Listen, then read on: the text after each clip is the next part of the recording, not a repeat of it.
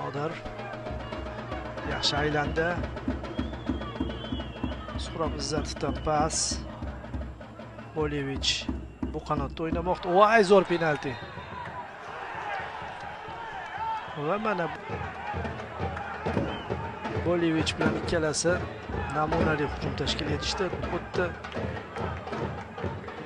Ichkarida tepib qo'ydi-da.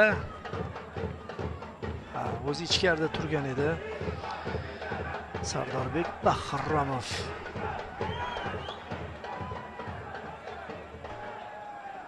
Juda ikkilanib tepyapti, juda ikkilanib va darvozabon qaytaryapti. Haddan tashqari ikkilandi va Abduvohid bermadi.